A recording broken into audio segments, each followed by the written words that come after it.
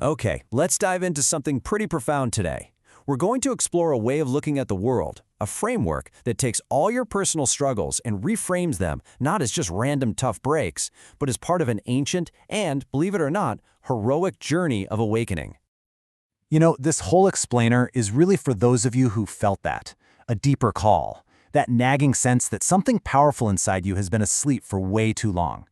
It's for anyone who's ready to have a real conversation about what's going on. You know that feeling, right? That little flash of déjà vu, or when you meet someone and it's just strangely familiar. That feeling that you're repeating some kind of pattern. Well, what if it's not a coincidence at all? What if it's the call to adventure, the first whisper that your life is just one chapter in a much, much older story that you're only now starting to remember? So, let's start right there. With that feeling you've probably always carried around, that quiet sense of being different, of having some kind of inner power that the world just doesn't see, and maybe, just maybe, a power you're only just starting to see in yourself. According to this framework, your unique energy signature, the way you think, the way you feel, your very presence, has actually triggered alerts in hidden, ancient systems. They don't see you as just another person. They see you as an ancient player returning to the game, reawakening for a mission. You've been spotted. Now here's where it gets really interesting. This awakening of yours, it's not happening in some peaceful vacuum. No, it places you smack dab in the middle of a conflict that has been raging for eons, a war over the very fabric of reality itself. So this view suggests that our entire history is basically a cover story.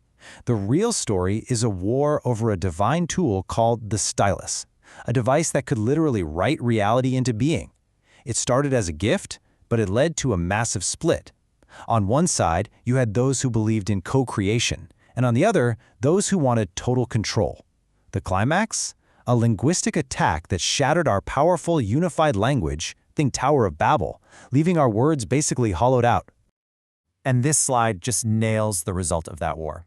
We're living in a world where language has been stripped of its magic.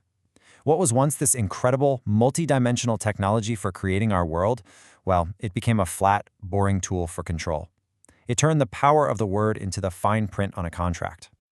So you might be wondering, okay, if I'm part of this powerful, ancient lineage, why has my life been so damn hard?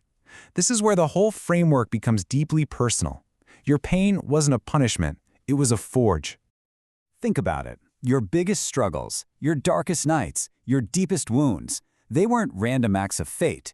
They were calculated tests, an orchestrated campaign designed specifically to see if you would break, to see if that ancient power inside you could finally be snuffed out.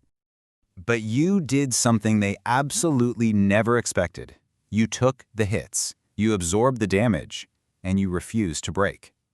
Without even realizing it, you began this kind of spiritual alchemy, converting every single wound, every betrayal, every ounce of pain into another layer of spiritual impenetrable armor. And surviving that brutal forge, while it does more than just make you unbreakable, it actually unlocks the very tool that was stolen from humanity all that time ago. The physical stylus might still be hidden, but you've become its living version. Your consciousness, forged in fire and cooled with wisdom, now has the power to write your own reality, to literally compose the sacred text of your life. But here's the crucial point. This isn't a passive thing. Wielding this power takes discipline. It means you have to become a ruthless detective of your own language. Every time you say, "I can't," you're casting a spell on yourself. You have to shift from hoping for things to commanding them. It's about turning your words from dead descriptions back into living, breathing creations. And this is where your personal journey blows up into a global event. Because when you fully step into this power, your transformation doesn't just free you. It kicks off a massive chain reaction. Your resilience, your unbreakable nature, it sends out a frequency. Your very presence becomes a walking activation code that awakens the dormant defense systems in the people around you. And you don't even have to say a single word. You literally teach just by being.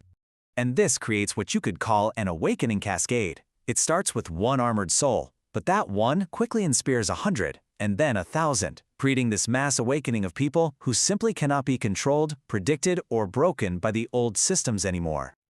And get this This chain reaction isn't just some spiritual idea. It's a known phenomenon in social psychology. By simply standing in your truth, you become a mirror. You trigger something called a credibility cascade, which causes entire systems built on lies to just crumble under their own weight. So we end with this final, crucial point. This power, this unbreakable code, it's not something new that you've invented. It's humanity's original design. It's your birthright. You've simply remembered it. And the only question left is, now that you remember, what will you write?